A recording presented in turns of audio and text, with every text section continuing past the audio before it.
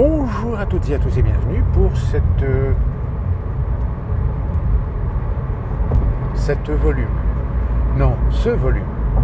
volume 2 de Bien, pas bien aux États-Unis. Alors je sais que la première vidéo n'a pas exceptionnellement bien marché. Juste une petite aparté, youpi, nous avons dépassé les 500 abonnés. Je vous dirais, au bout de 9 ans, est-ce qu'on peut considérer ça comme un exploit? Mais bon, merci aux 500 abonnés de s'être abonnés à cette chaîne où pas de monétisation, etc. Donc tout ce que je fais, c'est gratos, c'est pour vous, vous prenez, vous laissez. N'hésitez pas à commenter, n'hésitez pas, parce que c'est ce qui peut permettre justement aux algorithmes de YouTube, à un moment donné, de préposer mes vidéos à d'autres personnes qui pourraient être éventuellement intéressées par certains sujets qui sont hashtagés en bas. Bien, pas bien. Qu'est-ce que je pourrais vous dire qui n'est pas bien?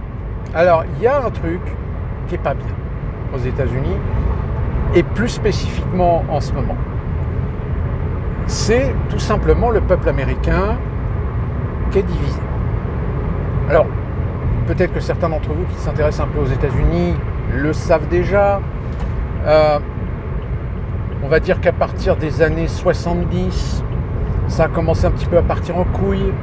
La communication entre le politicien et le peuple a commencé à avoir des dissonances cognitives, à tel point qu'on a commencé à avoir des Américains qui ont en effet commencé à avoir des opinions, des convictions complètement à côté de la plaque.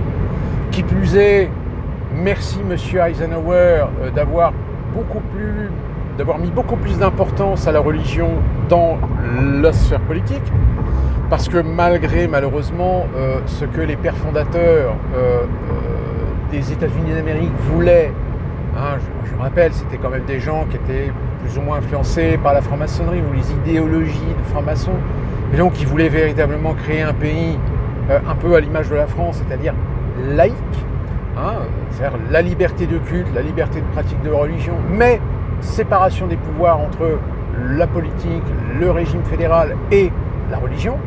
Bon, sauf que malheureusement ils se sont vite rendus compte qu'aux États-Unis il y avait quand même une forte proportion de gens qui étaient religieux, donc c'est un électorat qu'il faut savoir caresser dans le sens du poil. Et donc malheureusement, c'est un peu comme la LFI avec les musulmans, faut caresser dans le sens du poil.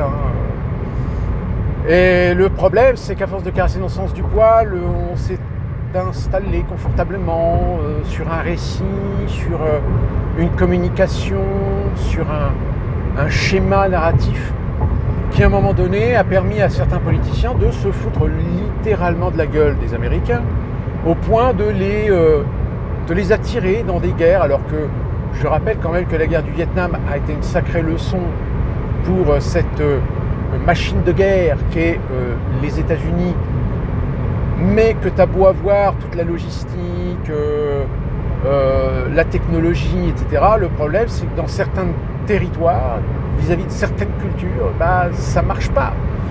Ça marche pas parce que tu peux envahir, tu peux posséder, tu peux contrôler, tu peux instaurer de la loi martiale comme tu veux. Le problème, c'est que s'il y a des mouvances qui elles-mêmes sont aussi aidées, subventionnées par un antagonisme, vous finissez avec de la guérilla, et cette guérilla, au bout d'un moment, elle tue des hommes, des femmes américains, et ça commence à devenir très impopulaire. Et du coup, un jour, vous avez un gouvernement qui décide, on va arrêter les frais, en accord avec d'ailleurs l'empire militaro-industriel. Vous savez, la guerre du Vietnam, elle aurait pu très bien s'arrêter en 68-69, mais non. Ça a continué. Ça a continué parce que le lobbying des empires militaro-industriels, eux, ils ne voulaient pas lâcher cette guerre.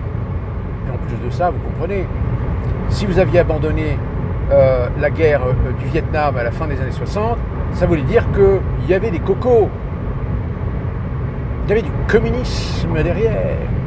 Oui, parce que même si aujourd'hui l'Union soviétique n'existe plus, vous avez encore des Américains qui sont très lavés du cerveau par le communisme. À tel point que des gens comme Bernie Sanders ou Alicia Horacio Cortez, qui sont ou même des fois Elizabeth Warren, qui sont ces politiciens démocrates, mais plutôt très à gauche, beaucoup d'Américains les considèrent comme des communistes. C'est voir déjà le niveau de culture de certains Américains. Mais bon, ça malheureusement, on ne peut pas les refaire. Et donc fatalement, beaucoup d'Américains ont commencé à se désolidariser, à ne plus avoir confiance envers le politicien traditionnel d'une manière générale.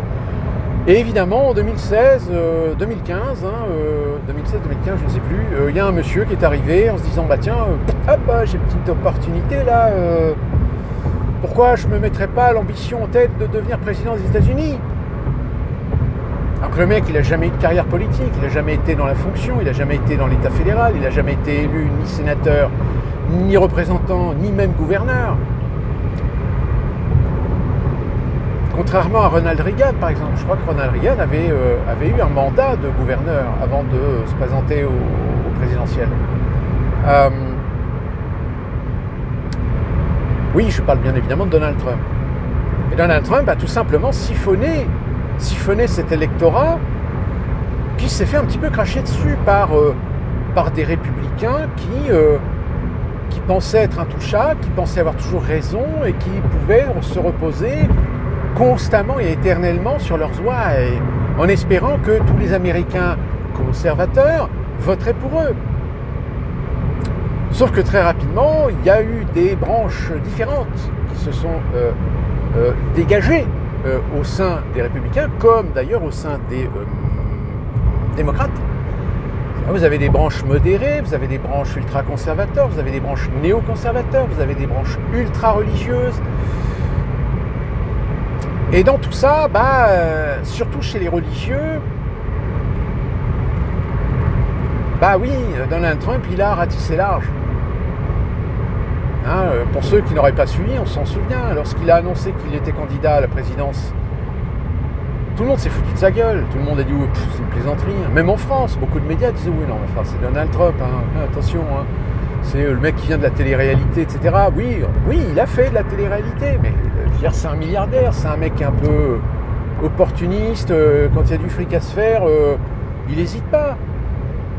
Donald Trump, il fait des steaks, il a des steaks à son nom, il a construit des buildings, il a des hôtels, il a même construit un super casino à Atlantic City alors que la ville est complètement ruinée. Enfin,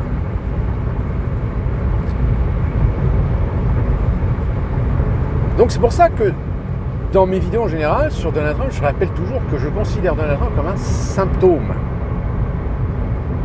Ça ne veut pas dire que je suis d'accord sur le fait que c'est un bon président, mais au contraire, c'est pas un président à dire à la hauteur de la fonction. Mais on peut lui reconnaître un avantage, c'est qu'au vu des réactions épidermiques qu'il y a chez les démocrates, comme d'ailleurs même en Europe, chez certains dirigeants européens, c'est qu'il enfonce des portes. Il fout le bordel.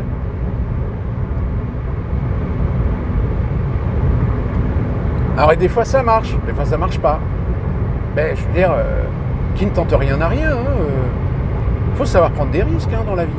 Sauf que ça, évidemment, non, attendez, vous comprenez, il est président des États-Unis d'Amérique. De quel droit il se permet de dire des choses pareilles ? Il se permet parce qu'il s'appelle Donald Trump. Donc évidemment, chez beaucoup d'Américains, quand ils voient un mec qui n'en a rien à foutre des conventions, qui se torche le cul avec les protocoles, ils se disent voilà un président, voilà un mec qui est prêt à foutre un coup de pied dans la fourmilière, surtout de la fourmilière de l'État fédéral de Washington, de l'État profond, de l'establishment. Bon, même si dans son premier mandat, il a quand même eu des difficultés. Il faut dire qu'on lui a mis pas mal de bâtons dans les roues. Mais l'événement du 6 janvier, souvenez-vous, ces Américains qui ont envahi le Capitole, vous avez encore des gens qui aujourd'hui adoptent le narratif du coup d'État.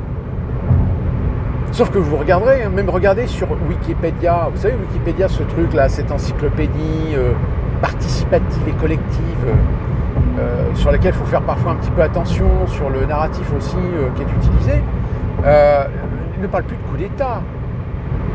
Ben non, parce que un coup d'État, c'est une organisation ou un mouvement qui opère une action en vue de prendre le pouvoir. Alors tous ces gens qui sont rentrés dans le Capitole, ils n'étaient pas là pour prendre le pouvoir. C'était là juste pour exprimer leur colère, leur mécontentement. Alors encore une fois, de façon excessive, on est aux États-Unis. Et de se comporter comme des grands gamins. On est aux États-Unis.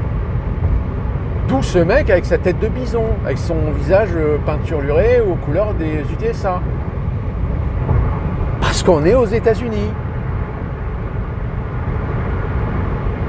Sauf que vous avez quand même des Américains qui ont encore un tant soit peu de culture et qui se sont rendus compte, aussi bien du côté des républicains que des démocrates, qu'on s'est bien foutu de leur gueule, qu'on les a manipulés comme des moutons. Et qu'aujourd'hui, ceux qui sont des politiciens, entre guillemets, traditionnels, aujourd'hui, ils ne valent plus rien. Ils n'ont aucun crédit. Et la preuve en est, c'est que déjà aujourd'hui, la famille Trump est en train de tâter un petit peu le terrain pour savoir si le fiston ou le beau-fils va pas prendre la relève et se présenter comme candidat à la succession de son père. Ah oui, non, certains d'entre vous ont dit non, mais quand même, je dis, oui, mais encore une fois de plus, on est aux États-Unis. Vous ne pouvez pas comparer le peuple français au peuple américain. Le peuple américain, c'est un peuple isolé, conditionné, qui ne voit que dans son propre continent, qui ne s'intéresse que très peu de ce qui se passe ailleurs, qui est très peu cultivé techniquement très poussé, mais sur ce qui se passe ailleurs, il s'en fout. Souvenez-vous, je vous avais dit, il y en a certains qui ont commencé à dire oui, le tourisme américain va en prendre un grand coup dans l'aile parce qu'il y a beaucoup d'étrangers qui ont décidé d'annuler leurs vacances aux États-Unis. Mais vous savez que le tourisme américain, il n'en a rien à branler. Parce que plus de 70% du tourisme américain, c'est du tourisme intra-américain. Ce sont les Américains qui voyagent au sein même du pays. Que la représentation en dehors de ce qui vient des pays hispaniques ou du Canada, ça reprend, je ne sais plus combien de pourcents ça représentait, je crois 20%, 23%, quelque chose comme ça. Mais les visites ou le tourisme vraiment extérieur, genre asiatique, européen, etc., c'est peanuts. C'est que dalle. Donc oui, malheureusement, le peuple américain aujourd'hui, il est divisé. Il est divisé, tellement divisé que vous avez aujourd'hui des gens qui sont totalement irréconciliables au sein même d'un cercle d'amis ou d'une famille. Aujourd'hui, vous avez des membres de famille qui ne se voient plus et qui ne veulent plus se voir. C'est pour ça qu'en règle générale, aujourd'hui, quand tu es touriste et que tu connais des Américains ou tu es invité chez des Américains, il y a un point sur lequel vous ne devez absolument pas parler, c'est de politique.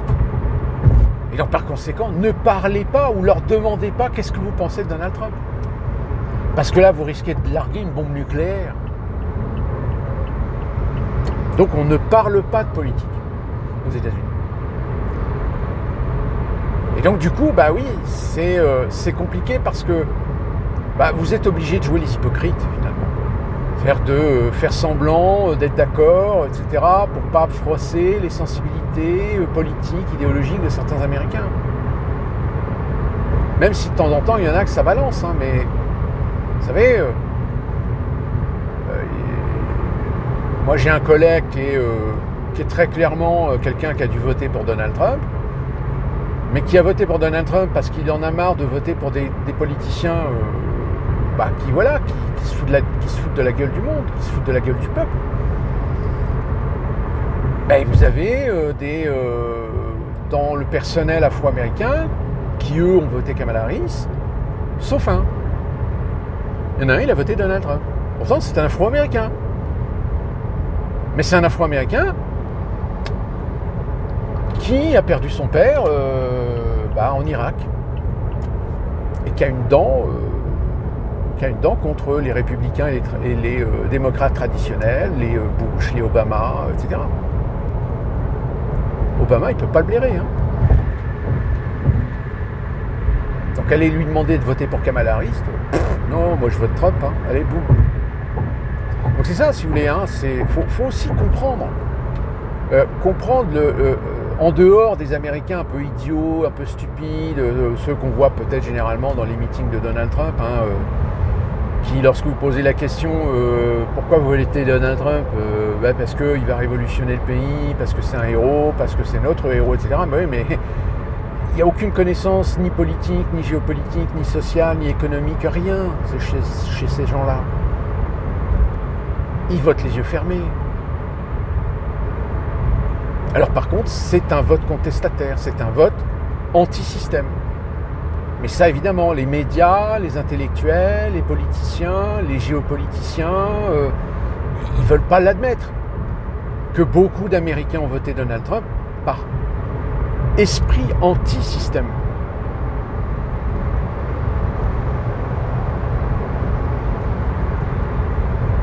Mais bon, voilà, c'est pas bien. C'est pas bien parce que vous devez obligatoirement être toujours sur vos gardes, de ne pas dire une connerie, de ne pas dire un mot plus haut que l'autre sur des questions politiques, etc.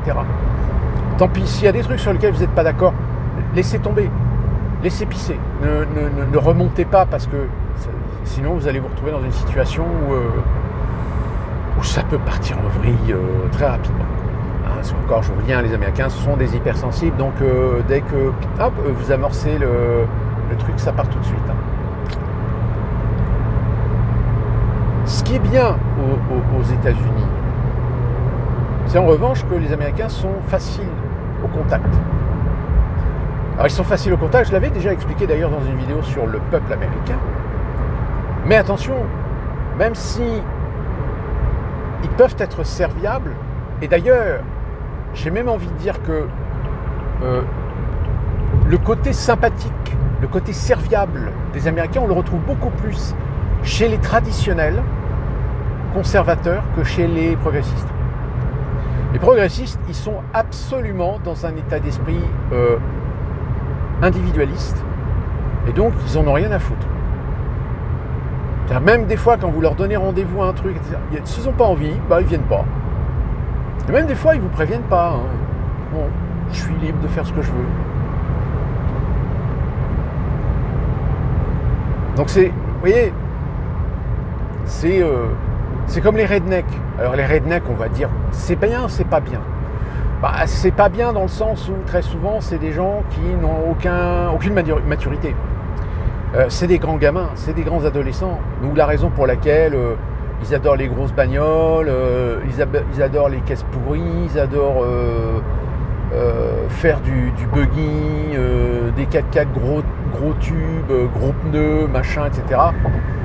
C'est des beaufs, ouais, voilà, c'est des beaufs.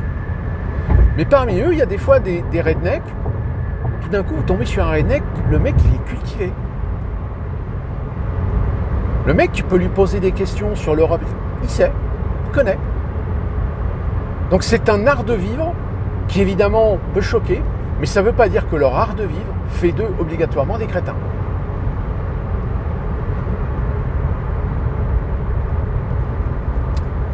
Ce qui n'est pas bien aux États-Unis. Ce qui n'est pas bien aux États-Unis, c'est un peu le même problème qu'il y a en France. C'est-à-dire les gens qui ne savent pas parler anglais.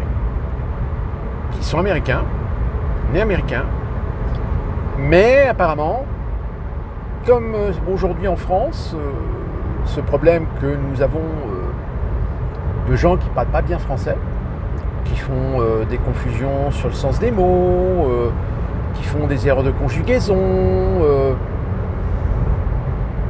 Donc à un moment donné, si vous voulez, quand vous êtes dans un pays et que ce pays a une langue et que ce n'est pas votre langue maternelle et que au bout de 10 ans, même si vous parlez bien anglais, enfin américain, parce que attention, hein, pas confondre anglais et américain, mais américain. Alors, je l'avais déjà expliqué, mais si vous êtes nouveau dans la chaîne, je vais vous le réexpliquer. C'est vrai, dans l'américain, il y a beaucoup plus de mots français, par exemple, que dans l'anglais britannique. Et donc, ça m'arrive des fois dans les conversations d'utiliser le mot en français. Et des fois, je doute. Je dis, mais ça se trouve peut-être qu'il n'est pas en américain. Et quand je vérifie, oui, c'est exactement le même en américain. Alors, il y a des fois, peut-il y avoir un sens différent, mais le mot existe. Et tout d'un coup, vous vous rendez compte de la pauvreté, en fait, de vocabulaire de certains Américains. Parce qu'à chaque fois, je leur dis, mais ça existe? Ils me disent, oui, ça existe. Mais on ne l'emploie pas. Ou très peu. Alors que nous, en France, normalement, c'est des mots qu'on utilise couramment. Mais encore une fois, vous allez peut-être me confirmer qu'aujourd'hui, peut-être pas. Et donc, quand vous êtes aux États-Unis, alors surtout dans le Sud, vous rajoutez les défauts de prononciation, ceux qui parlent trop vite, ou ceux qui ont un putain d'accent bien rural, bien du Sud, etc. Il y a un moment, vous doutez, vous dites, mais je croyais que je comprenais bien l'anglais, mais là... Alors j'ai envie de dire, il y a des moments où ça rassure. Ça rassure dans le sens où même ma femme, il y a des fois elle me dit non, je comprends pas. C'est gênant. Pourtant ma femme est américaine, donc forcément elle sait. Elle doit savoir. Alors, comme on a en France, c'est-à-dire que même des gens qui ne parlent pas très bien, on arrive à décoder. On arrive à identifier ce que la personne dit. Mais malheureusement, quand ce n'est pas votre langue maternelle, là, c'est plus compliqué. Alors, à moins de passer des années en immersion à côtoyer les gens, et puis au bout d'un moment, vous commencez à vous habituer au son, aux phonétiques, à l'usage des contractions aussi. Contraction sur contraction.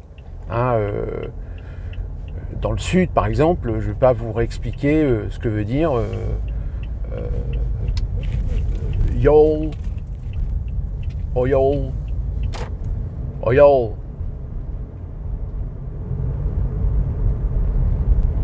Hein?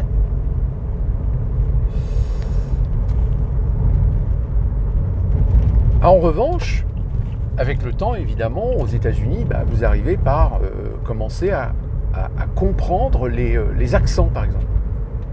Ah oui, aux États-Unis, suivant les régions d'où vous venez, suivant les États où vous venez, il y a des accents. Là, pareil. Est-ce que c'est bien? C'est pas bien? C'est bien. C'est bien parce que ça prouve qu'il y a quand même une diversité culturelle aux États-Unis et que c'est pas tous les Américains sont tous pareils. Donc c'est déjà pas mal. C'est une bonne chose.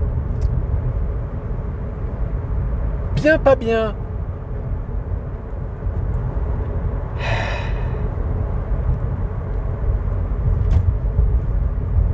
Les parcs. Les parcs nationaux aux États-Unis, c'est bien. Parce qu'au moins, malgré ce qu'on peut penser et dire des États-Unis comme étant un pays ultra consommateur, consumériste, etc., il y a quand même de l'attention à préserver la nature, à préserver la faune et la flore, quitte même à être très sévère, on va dire, sur le plan pénal, enfin sur le plan des amendes. C'est vrai qu'aux États-Unis, il n'est pas un hasard si vous voyez très souvent des panneaux dans les parcs en vous disant voilà, les règles c'est ça. Et si jamais on vous chope en train de faire une connerie et de ne pas respecter la règle, là c'est les flics qui viennent. Hein. Les flics vous embarquent et vous pouvez même faire de la tôle. Hein. Eh oui, aux États-Unis, ce qui est bien et pas bien à la fois, c'est le système judiciaire. Alors oui, le système judiciaire, j'ai envie de dire, il y a un côté bénéfique, c'est-à-dire Alors, c'est pas comme une dictature, si vous voulez, mais tout citoyen, nul n'est censé ignorer la loi. Point. Donc, on veut bien admettre, tu fais une connerie une fois, 2 fois, suivant le niveau de connerie. Par contre, tu fais une fois une petite connerie, 2 fois une petite connerie, la 3e fois, c'est la tôle. Là, il n'y a pas de oui, mais non, il a juste volé, on va pas le foutre en tôle pour. Si.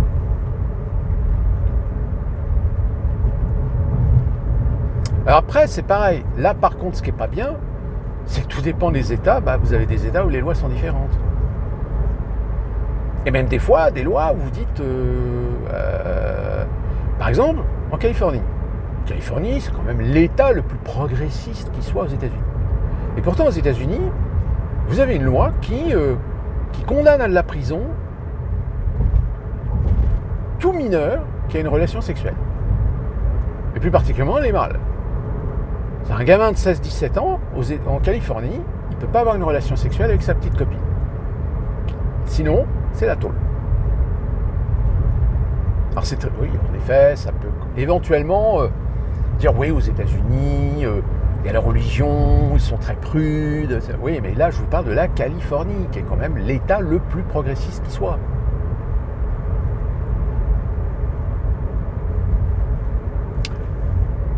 Ce qui est bien, qui n'est pas bien, pareil. Le fait que les flics, aux États-Unis, il y a une règle d'or. Et c'est pour ça qu'en France, c'est ce qui peut faire un peu la polémique et le débat. La règle d'or pour les flics aux États-Unis, c'est leur sécurité et leur intégrité physique d'abord. D'où la raison pour laquelle, quand vous êtes aux États-Unis, si un flic vous donne des ordres, exécutez les ordres. Ne jouez pas au con. Parce que si vous jouez au con, ça peut en effet très mal finir. Très, très mal finir. S'il y en a qui jouent les gros bras, qui veulent jouer, faire semblant d'avoir un flingue, etc. Si les flics vous disent 1 fois, 2 fois, 3 fois, levez les mains en l'air, mettez vos mains en évidence, etc., mais que vous ne le faites pas parce que vous avez décidé de jouer les héros, vous n'avez pas joué les héros très longtemps. Parce qu'au bout de la 3e sommation, ils sortent le flingue, et le premier geste maladroit que vous faites, ils vident le chargeur.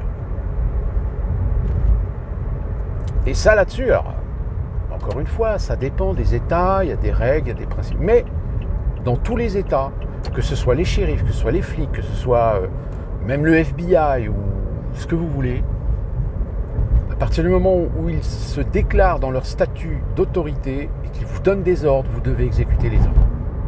Si vous ne les exécutez pas ou si vous jouez au con, vous risquez de vous faire tuer, de vous faire tirer dessus, d'une manière générale.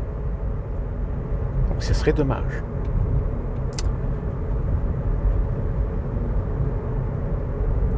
Et ce qui est bien, oui, le système judiciaire américain est dissuasif. Ça, c'est clair. Ce qui n'est pas bien, c'est que malheureusement, ça peut être entre les mains de juges qui ont des ambitions, des carrières politiques et qui veulent faire des exemples. Ça, ce qui n'est pas bien dans le système judiciaire, en effet. Et d'ailleurs, on le voit bien à Washington avec tous ces juges qui sont très clairement affichés démocrates, qui sautent sur l'occasion de porter plainte contre Donald Trump, contre l'État fédéral, pour le moindre truc, la moindre connerie, le moindre machin. Ça, malheureusement, vous ne pouvez pas y échapper. Comme je vous avais déjà expliqué dans plusieurs vidéos, il y a même des fois des cabinets d'avocats qui sont spécialisés sur des trucs. Comme par exemple, il y a des cabinets d'avocats qui sont spécialisés pour porter plainte contre les sociétés lorsqu'un employé afro-américain a été viré. Là, dans ce cas-là, oui, racisme. Boum, porte plainte. Bon, aujourd'hui, ils ont calmé un petit peu le jeu. En général, ils vont jusqu'à la négociation. Ça va très peu devant la justice, devant le juge. Parce que, voilà, il y a un moment donné où il y a certains juges, c'est un peu la loterie. Autant il y a des juges progressistes qui pourront donner raison à l'employé afro-américain de faire condamner l'entreprise pour racisme, comme il peut très bien tomber sur un juge qui va par contre là dire oui, faut arrêter d'abuser, l'entreprise fait bien la démonstration que vous êtes incompétent, donc le fait que vous ayez joué la code du racisme, là non seulement je vous déboute, mais en plus de ça je vous condamne à une amende de temps pour avoir tout simplement joué un peu trop avec la justice. Ah ouais, non mais ça plaisante pas ici, hein. Pas jouer au con, je vous le dis. Faut suivre les règles. Si vous suivez les règles, tout se passera bien. Si vous jouez au con, comme il y en a beaucoup en France, non, ça fonctionne pas. Voilà pour cette petite vidéo du volume 2 de bien, pas bien. Ouais, il y en a un qui vient de me griller la priorité. Là c'est pareil. Si vous voulez que je vous fasse une vidéo sur conduire aux États-Unis, ça va faire une vidéo de 2 heures. Allez, d'ici là qu'on se retrouve pour une prochaine vidéo, que puis-je vous dire d'autre? Portez-vous bien, suivez l'actualité parce qu'elle est assez riche en ce moment. Je reviendrai peut-être sur certains détails dans d'autres vidéos. Et d'ici là, portez-vous bien, bougez au pied du bien.